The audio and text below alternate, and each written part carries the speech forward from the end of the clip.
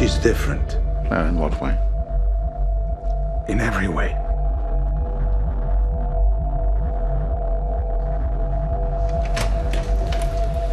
Lisbeth, Mr. Dirk Broder. How do you do? Lisbeth Salander, the girl with the dragon tattoo, is back on the bookshelves. The newest installment in the hugely popular Millennium series is out now, originally written by the late Stieg Larsson. His estate approved a new writer to continue where Lisbeth left off. That author is David Lagercrantz, and the new book is The Girl in the Spider's Web.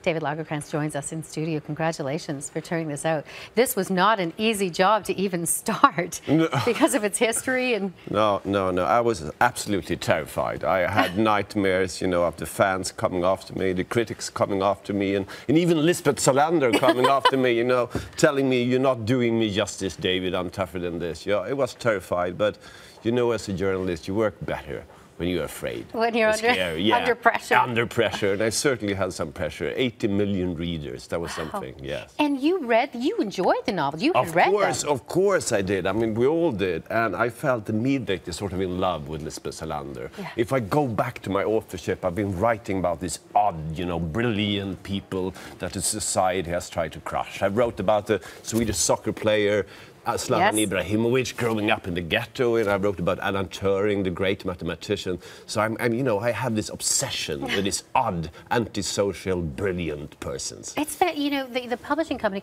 So he passes away, and I don't know if it's true or not, but they said that he was planning on writing 10 novels in the series. Who knows? Yeah. But his. I guess partner did not want anything further written. Yes. But the estate, his family said, go ahead with it. Yeah. When you were asked to do that, was that could you even believe it?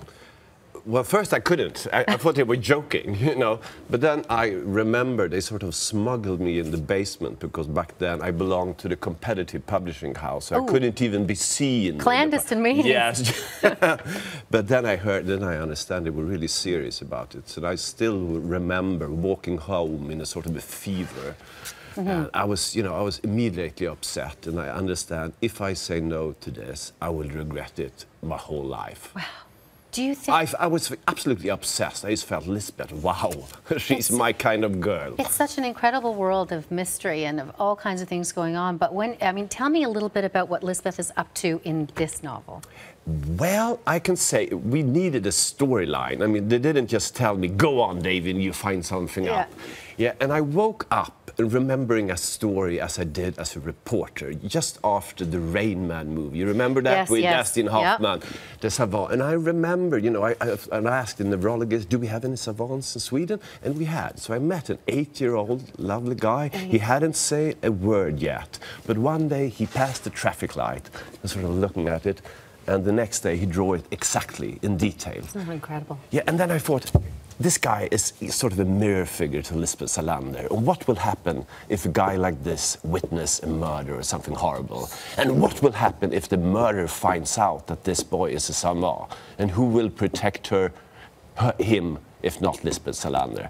And then we had the NSA thing going on. And then suddenly, bam, I had a story. And there's international security involved in this. And let me ask you this, because from what I read, so, when you're talking about international security and security measures in a real world, is it true that you wrote this unconnected to the internet? Yes, I did, to protect the privacy and tampering? Yeah, and that was kind of a paradox. I sort of lived in the same world that I was writing about, because I was writing about NSA, as the big eye watching us all. And I wrote on this unconnected computer, and we use, code words, and we didn't email. Yes, absolutely, spy words, and even the translator weren't allowed to use a connected computer. So, if I had to Google something, I had to lean over to the other one to do it. Other one, yes.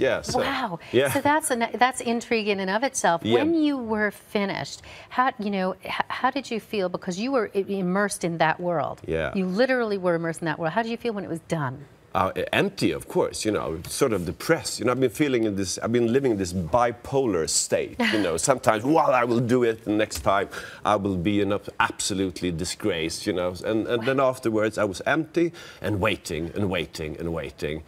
And then now I've been in interviews for months. You know what's interesting is it because Eva Gabrielson, who was married to Stieg, of course, you didn't want this done. But would you want her to read this fourth? Well, I mean, this has been a thrill of my life. The only thing that really troubles me is that this book make her angry and sad. So what I wanted to say to her, and that I know now for certain that this is good for the legacy of Stieg Larsson, because now a new generation of readers are finding his book, and we're even discovering and discussing his real life work, right, which was fighting intolerance and racism, and make Sweden a more welcoming country. And that's more important than ever now when we have a refugee crisis. So he was such a hero. He was such a great writer, and now we are finding out that again. And I think that's lovely. Well, people have been waiting a long time to get this book into their homes. Thank you so much. Thank you. Congratulations. Thank you.